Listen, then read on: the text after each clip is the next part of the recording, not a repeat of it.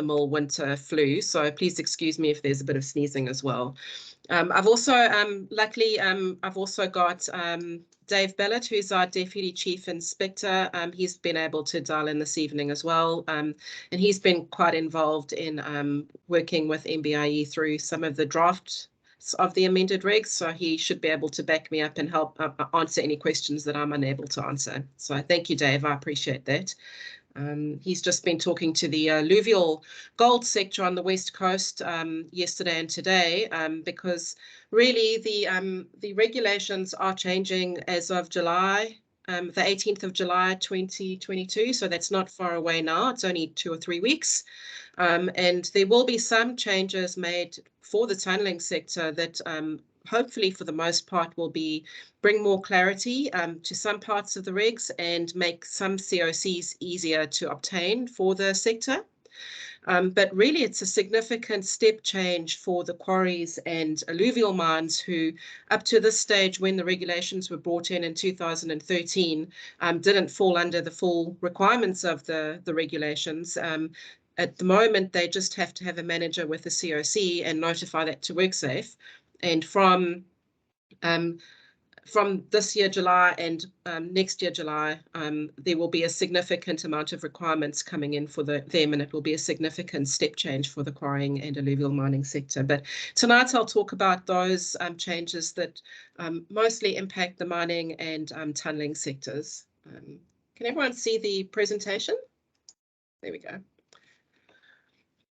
So this is just a quote from the minister who approved the changes to the regulations. The changes were approved by Cabinet in 2019, and really the purpose of the changes to the health and safety regulations for mining operations and quarrying operations were essentially to make quarries safer and to clarify parts of the regulations. And I think the clarify parts of the regulations is where the mining and tunnelling sectors effectively fall in.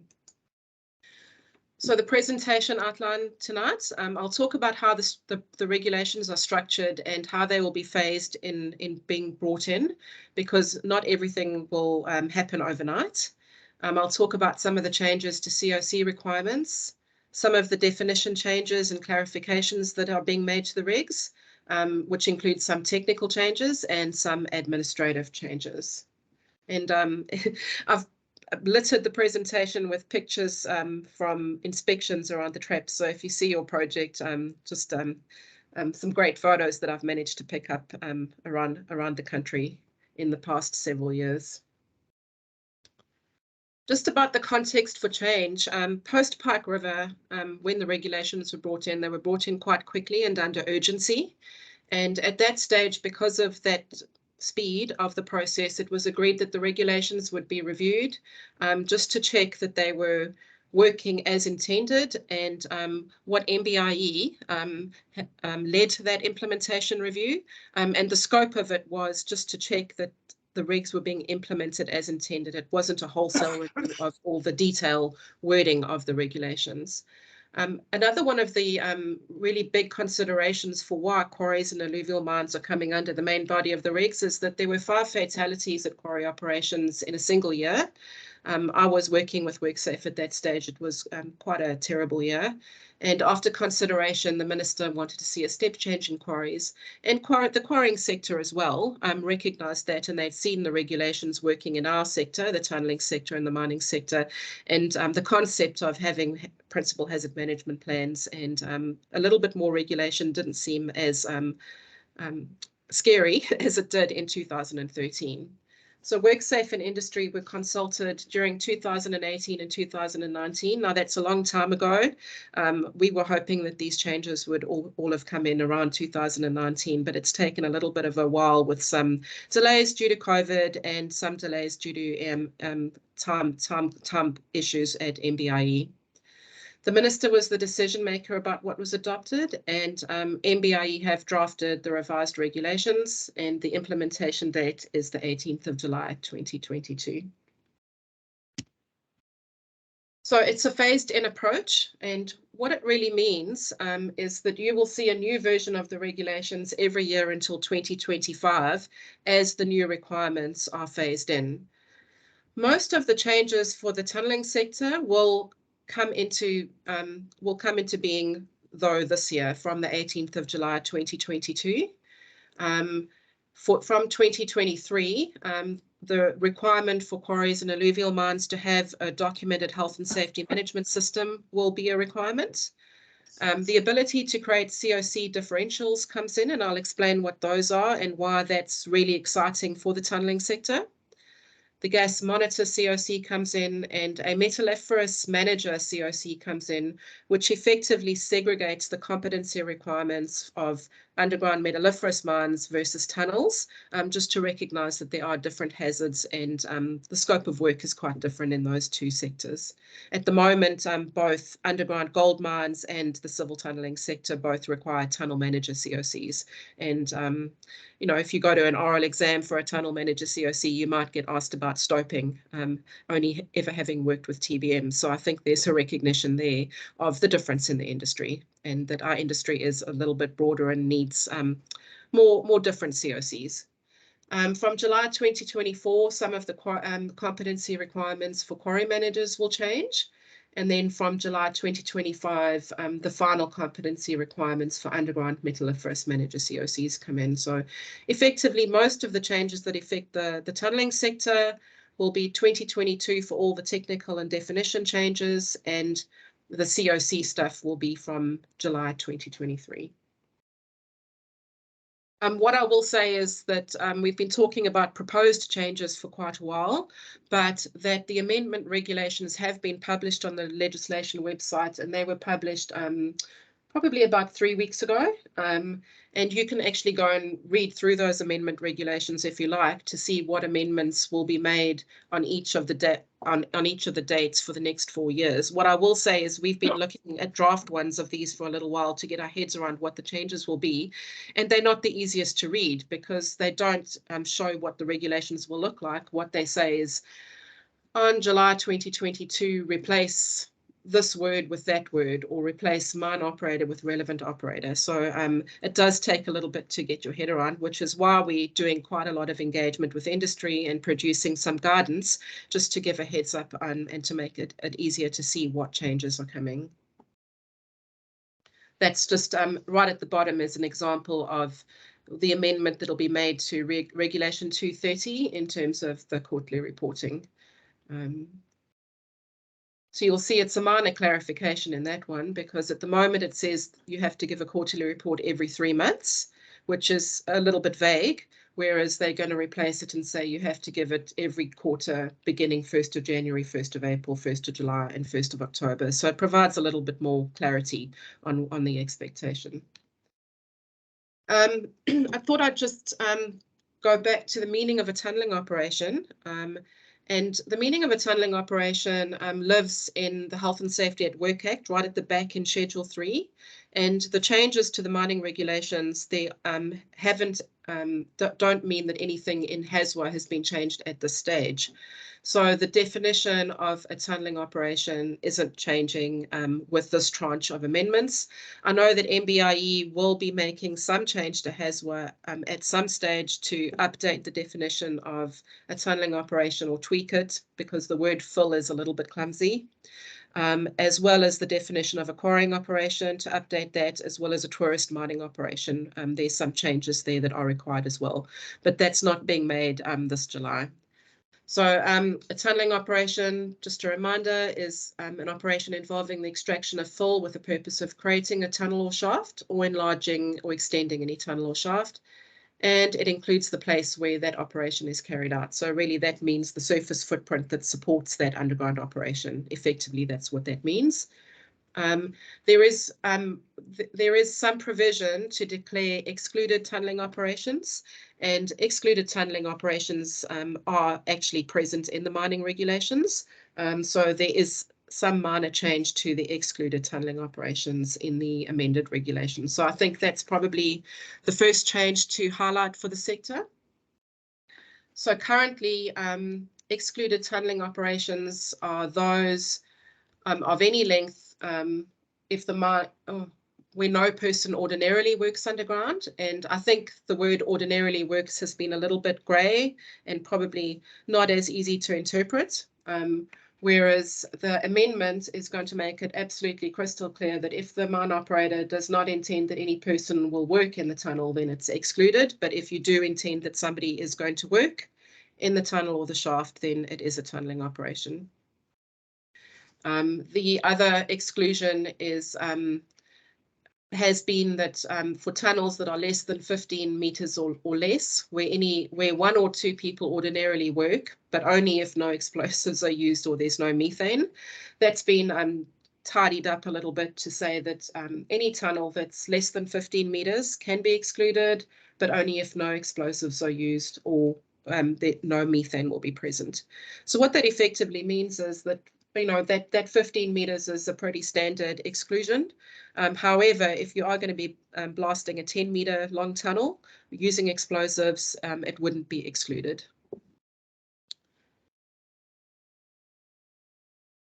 I think one of the biggest changes, and this doesn't actually change any of the things that apply to tunneling operations or mining operations, just a reminder for those in the room that aren't aware, when we talk about tunneling operations, they are included in the definition of a mining operation.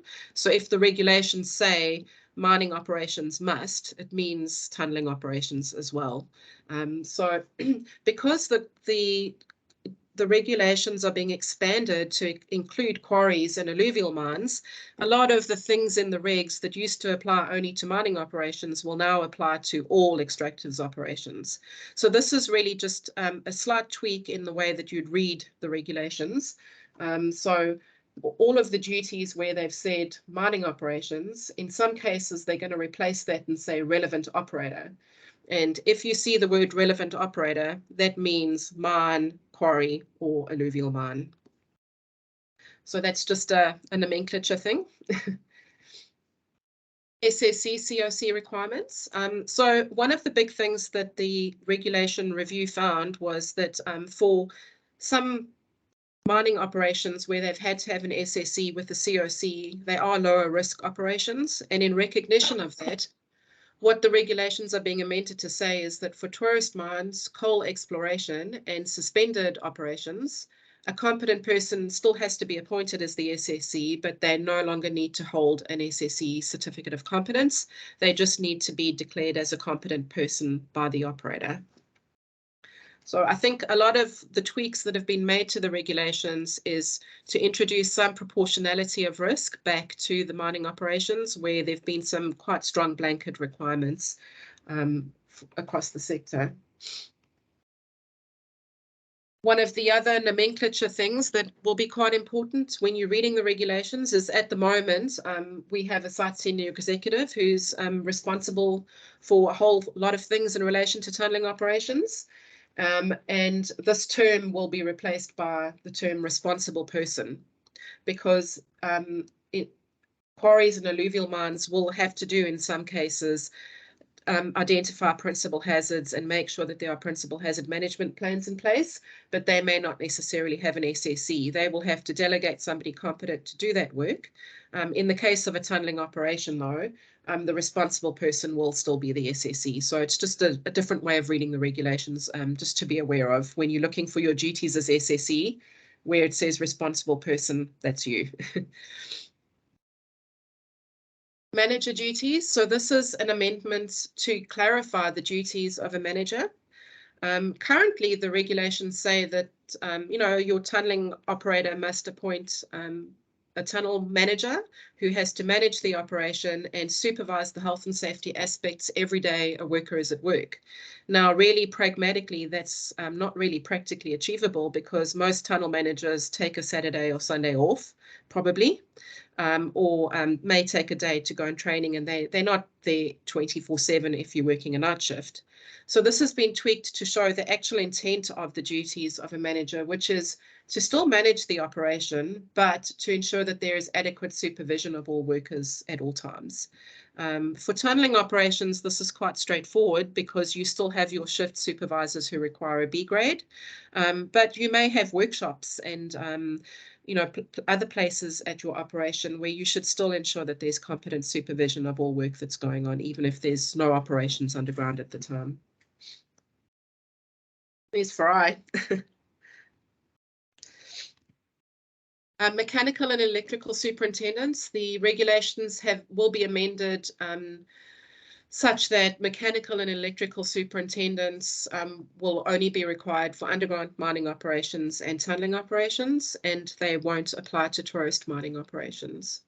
And the same for electrical and mechanical principal control plans. Now, that doesn't mean that surface mines don't have mechanical and electrical hazards present and that they shouldn't have competent people managing these aspects, but this is another attempt at risk proportionality and safety critical roles in line with that.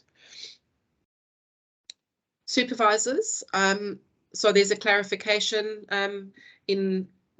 for supervisors that they should be present for shifts that involves production, significant maintenance and development work, and that shift supervisors are not required for tourist mining operations or coal exploration operations.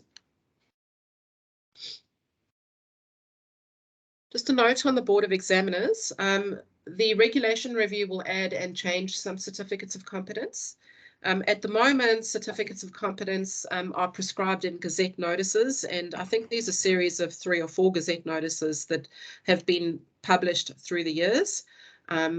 What the regulations are amending is that requirements for certificate of competence will now be prescribed by what's called a safe work instrument, so that everything will all be in one document that's issued and signed off and agreed to. The Board of Examiners are already working through the changes that will come with the regulations, and they are developing the safe work instruments that will be published next year. So this is one that'll be of significant interest for the tunneling sector because it's been exceptionally difficult, for example, to get a ventilation officer CoC because the experience requirements stipulate that you need underground coal experience, as well as, a lot of the unit standards relate to spontaneous combustion and management of methane at quite a complex level that, is really appropriate for underground coal mines, but potentially not appropriate for the rest of the underground sector. So what the regulations are going to say is that certificates of competence will be able to have additional or alternative requirements where they will be used for coal mining, or underground operations, or use of explosives. So from what I understand, and I don't sit on the Board of Examiners, but my understanding so far is that there'll be a baseline ventilation officer CoC, but if you want that for coal, you would have to do additional unit standards and additional competencies to get a coal endorsement for that, so that you can be a ventilation officer for coal. And the same for mine surveyor, for example. At the moment, it's quite difficult to get a mine surveyor CoC because it's one size fits all, and you needed to have some underground experience in surveying. And this will allow a differential for underground for mine surveyors. So that'll make it a lot easier. And it's not just ventilation officers, it'll be mechanical and electrical superintendents, where you'll have a coal mining endorsement for those certificates. So the unit standards that will be required for each of these differentials or alternative competencies is what the Board of Examiners is working through at the moment, so that the baseline ventilation officer CoC may not include some of the coal mining's unit standards that currently form part of that CoC. But like I said, the Board of Examiners are still working through all of that, and they will publish all of that next year, and you'll be able to apply for those differential CoCs from July next year. This one is just of interest. There used to be a gas monitor CoC or a gas tester CoC in industry. The regulations are bringing this back, but the purpose that they're bringing it back for is for coal exploration projects. But, there might be people who are interested in getting a gas tester CoC, just FYI.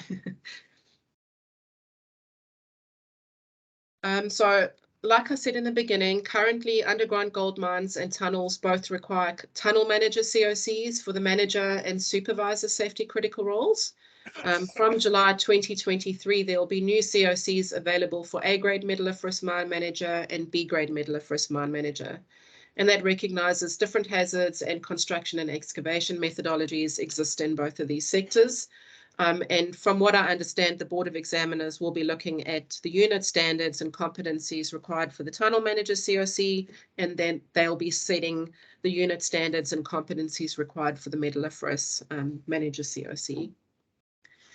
And what will happen is that this CoC will come in from July 2023, but there will be a 2-year crossover period where underground gold mine managers could hold either the tunnel manager CoC or the metalliferous one. And then from July 2025, they would require the A-grade metalliferous CoC. So that will give them plenty of time to transition away from the tunnel CoC to the metalliferous CoC.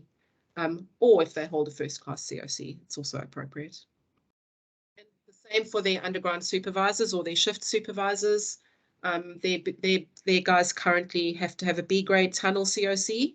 From July 2023, they could either have the B-grade tunnel CoC or metalliferous CoC. And then from 2025, they'd require the metalliferous CoC. Now, you probably have some questions about, well, I already hold an A-grade tunnel CoC. What will happen next year? And I think that's something the Board of Examiners are working through. And it's likely that if you currently hold an A-grade tunnel CoC, you may be offered both the metalliferous and the tunnel one, but I can't guarantee what the Board of Examiners are going to do about that. But, you know, I think if you think about it at the moment, you can use it for both. So, you know, that potentially that's one solution. CoC expiry dates. I know there's a lot of you that have got multiple CoCs, and it's quite frustrating because you might have set your manager CoC or your specialist CoC and your SSC CoC all at different times. And to present, you've had to renew them all separately on that expiry date with a brand new logbook for all your CPD, which is quite a lot of work.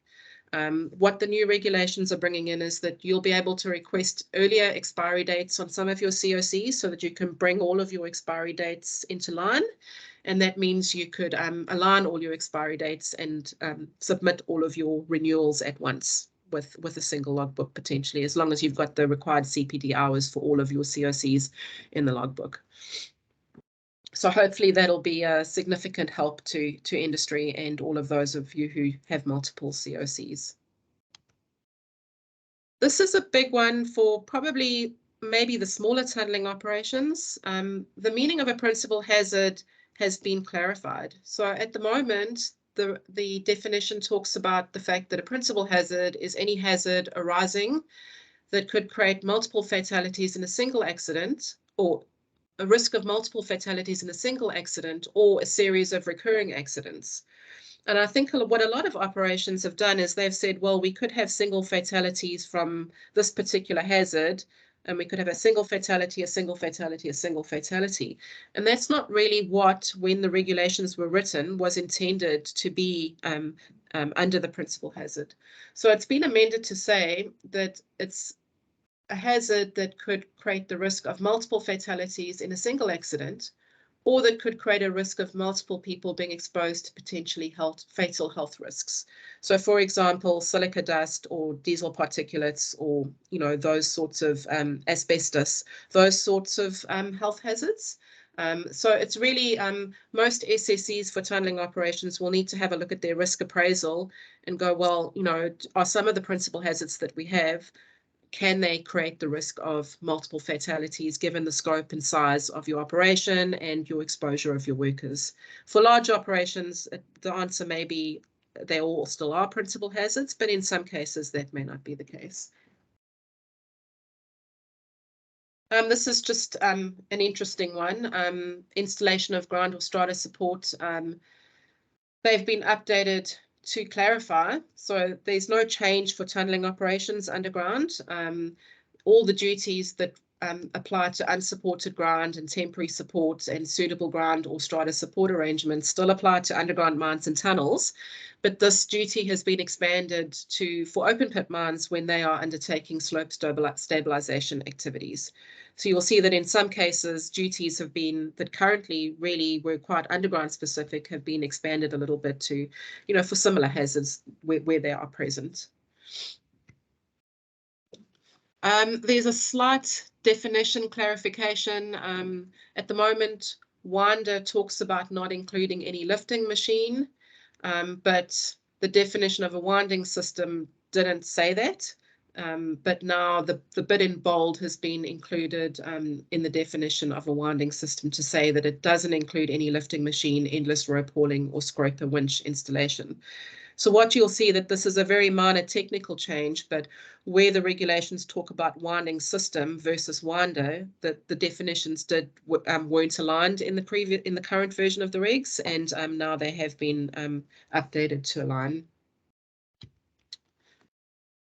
This is Regulation 138, which was quite problematic for some tunneling operations and underground mines with quite deep shafts. Currently, what the regulation says is that you have to ensure that you comply with Schedule 3 if you have a vertical shaft greater than 60 meters. And if you go to Schedule 3, it tells you that you have to have things like an automatic skip or cage, it really does imply that you have to have winding equipment in a shaft greater than 60 meters. However, the amendment is going to say that you have to ensure that any equipment that you have installed in a shaft complies with Schedule 3. So that's quite a subtle change. So if you have a shaft that's greater than 60 meters that doesn't have equipment used to raise or lower mine workers, then Schedule 3 wouldn't apply.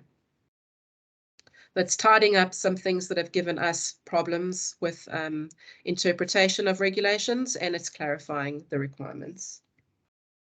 And then in Schedule 3, one of the ones that was quite problematic was Clause 27 that talked about having an automatic cage or skip in shafts that exceed 60 meters. This particular clause is being revoked. And then Clause 14 is being amended to talk about suitable guidance versus suitable guides. So it's all quite technical and subtle changes for winding systems and shafts. Mine plans. Currently, your mine plans, you need to update them every 3 months for your own use on site and provide WorkSafe with a mine plan every year. And those plans every 3 months have had to be, what the regulation said is they had to be prepared to New Zealand Geodetic Datum 2000, and not all operations have used that datum in their day-to-day preparation of plans. So it's been quite problematic from the perspective if you use your own coordinate system or reference system, preparing them to Geodetic 2000 for day-to-day use has been quite challenging. What the regulations are being amended to say is that the annual plan submitted to WorkSafe should still be prepared to datum 2000, but your plans that you use on a day-to-day basis, you're free to use whichever datum you want for the ones that you use on your walls and your emergency escape plans and that sort of thing. The mine plan section of the regulations is also being clarified. There was a long list of requirements for mine plans in Regulation 217, but this has now been split out to say that these ones apply to tunnels, these ones apply to underground mines, these ones apply to surface mines. So it's quite clear about the details that need to be in mine plans. So again, quite minor technical changes, but things that should clarify and make life a little bit easier. There are some minor updates to the notifiable events in Schedule 5. Now, for quarries and alluvial mines, they never had to report notifiable events under Schedule 5, and from July this year, they will have to, so that's a significant step change for them. But tunnels have always had to report under Schedule 5, so it's worthwhile knowing that there's one notifiable event that's being added to the schedule, which is loss of control of autonomous plant. So that's really future-proofing. For improvements in technology. And then there's a clarification on the definition of misfires in Schedule 5. So a couple of minor tweaks. And then minor changes to quarterly reporting requirements. really it's just about, instead of talking about commodity, it would be because quarries and alluvials have to report as well. I think they have changed the wording to material. So it's very minor changes. But I would just recommend that whoever does your quarterly reporting for you, check Schedule 8 once the regulations are published on the 18th of July for the details that have to be published in quarterly reports. And that's really a summary of all the main changes for the tunneling sector and the mining sector. So like I said, a lot of quite technical changes and clarifications around definitions and things that should make life easier. But it's not as big a step change as we're going to see for our quarrying and alluvial mining sector, where they really will have to have documented health and safety management systems, where a lot of the smaller operators don't at the moment. So it will be a significant step change in health and safety for that sector. Before I pop into, does anyone have any questions about the regulations? What I actually do have is we've take a lot of the reporting and the notifications reporting, and our team have done a lot of work on the way that we gather data. And we've got what we call an Extractives Dashboard, so that we can see all of the notifications come in and get statistics for the industry. So I thought it might be quite useful to show you what the data that I've pulled out for this year, just for the tunneling sector, before we hop to any questions. So from July 2021 to June 2022, this shows you all of the notifications we've had from tunnels. Quite a lot of PHMPs and PCPs for new operations, 5 operations abandoned. So that would be some of your smaller scale tunneling operations or pipe jacks that have abandoned during the year and completed the project. 9 SSEs, 15 notifiable events, some mine plans, manager, 5 operations notified commencement, 5 acting manager appointments, and acting SSE 2. So that could be because some of the smaller operations haven't needed to appoint an acting SSE because they've been of quite short duration, or because SSEs never take holiday. I don't know. Anyway, then site inspections for tunnels by our team. So in total, we've had 30 site inspections, which is pretty good considering we've had quite a lot of COVID restrictions around travel and such. So 17 site inspections, 6 targeted inspections, 6 on-site follow-up for notifiable events, and 1 complaint. This is quite interesting.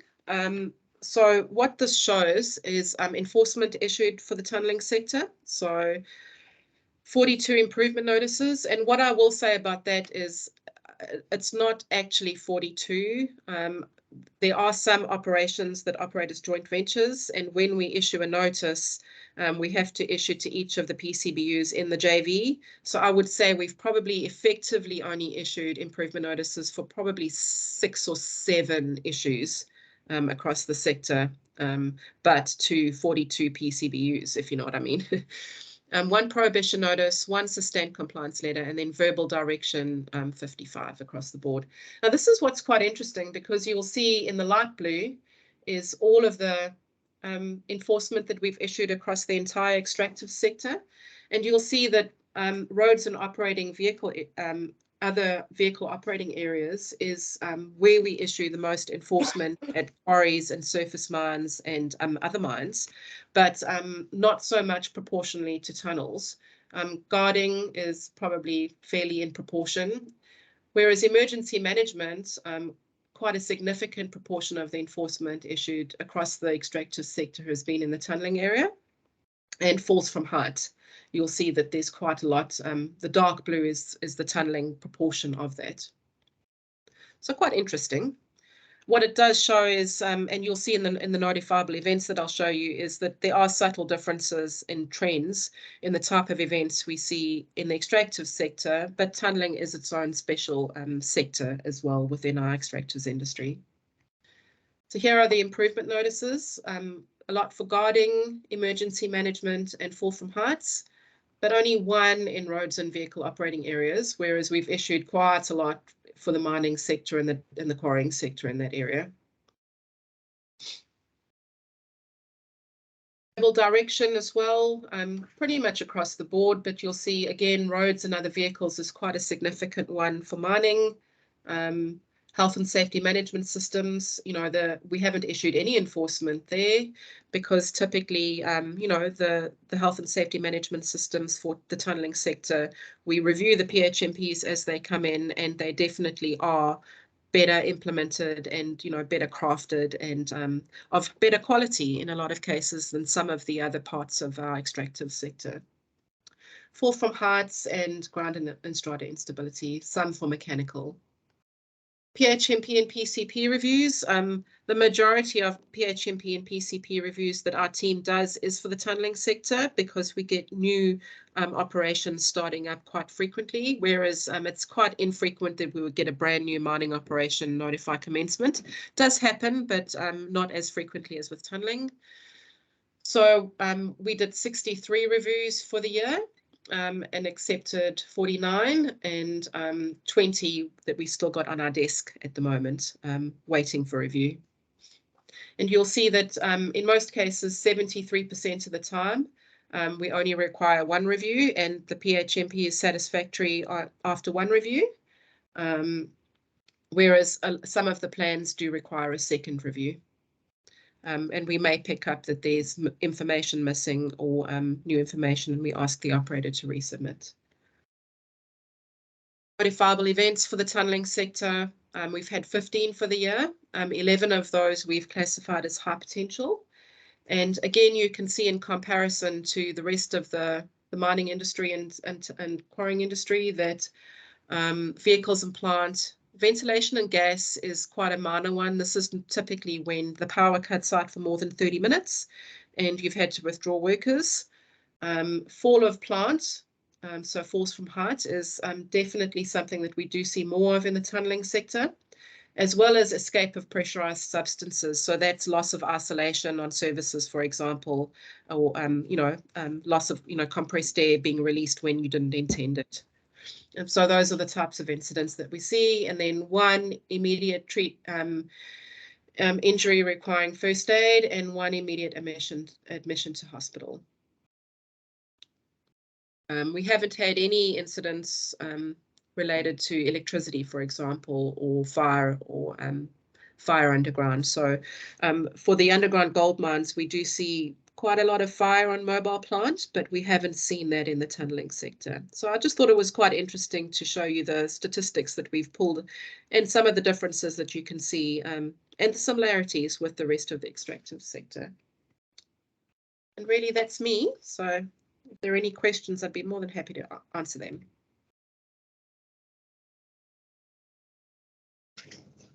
Thank you, Priscilla, and thanks for battling through your illness. Hopefully not too nasal, Bill. The stats at the end were really, really interesting. Have you, where do you publish them and how do you track year on year? It would be very useful to see that. I think I've seen something similar on your website, but is that so yeah, so Bill, we do publish a quarterly report every quarter, but the statistics in that report are for the entire sector. They don't separate out the tunnelling sector. We've only had our dashboard in this format up and running for about a year now. So this is the first year that I've been able to pull. It's really exciting that I've been able to pull data like this, and at a click of a button I can click on tunnels and it'll automatically filter it like that. So it's certainly something that I'm more than happy to share with industry year on year as time goes on. And what we will be doing with our quarterly report is, because the quarries and alluvial mines are coming under a lot of the reporting that the rest of the sector has to do, we'll be reviewing the format of our industry quarterly report and seeing what we can take away and what we can add that's interesting information, and that will tell the industry more. There's a project that we're looking at doing in the next year. Roads and other vehicle operating areas you saw is quite an issue. ADT rollovers and collision of mobile plant is quite a significant issue for surface operations like quarries and mines. And year on year, we've seen pretty much the same level of incidents happening in industry. So we're going to be having a look at, well, what can we determine regarding causal factors and what information can we feed back to industry on, you know, where we think they can make a step change, because a lot of our enforcement, we issue most of our enforcement in that category as well, doesn't appear to have made as significant as an impact as we would have, you know, liked. So clearly there's underlying causal factors that, you know, we could still do some more work in figuring out what's going on there and what could be most effective to changing that sort of thing. So thank you. Yeah, great. Priscilla, I've got a question. Charles here. Yep. And Dave's got his hand up. You might want to add something, Dave. Sorry, Charles, we'll come. There you go.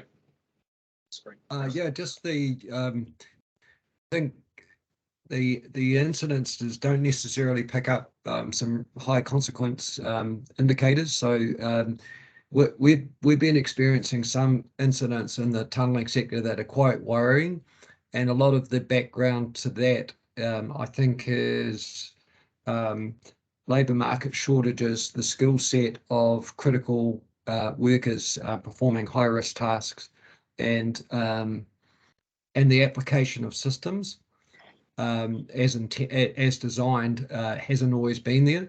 So I think we've been lucky as a tunnelling sector not to enter into those fatality areas. And some of the incidences where people have had near misses, it has been luck that no fatalities have occurred. So I guess I'm just the voice of don't get complacent. Keep working really hard at being a high reliability organisation and applying your systems as you risk assess them. And if you keep doing that and keep working on those issues of competencies, particularly when you are bringing in a lot of labour hire companies and subcontractors, you should be fine. Yeah, it's a challenge. So yeah, just thought I'd add that. Priscilla, thanks. Thanks, Dave. Charles, did you have a question? Yeah, just around your statistics, just appeared. Yep. And, just on the statistics, so when you get a notifiable event or an incident, do you provide a bulletin or notification to industry, similar to what they do in Australia? In some cases, Charles, yes, but not for all of them, no. I think you know, we certainly have issued some safety alerts, however, not as widely as Australia does. I think their comms divisions and their resource divisions are significantly more resourced than WorkSafe are. But where we find that there's one that's really significant and we want to highlight to industry to have a look at, you know, changing things immediately, we will issue a safety alert. Yeah. So those are published on our website. I think we issued one for cutting gas drums open this year. So we have issued a couple this year. Thanks.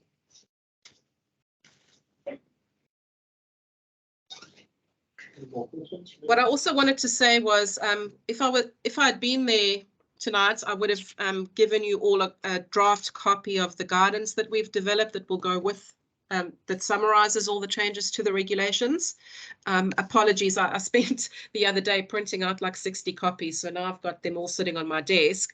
But this is just going through legal review at the moment. It'll go out to industry for some consultation and feedback, and should be published just after or just around when the regulations are updated on our website. Yeah, but you know, effectively, I think in the bigger scheme of things, the changes for the tunnelling sector are really good and positive, and excited that you'll be able to apply. A lot more people should be able to apply for CoCs, you know, in the sector going forward.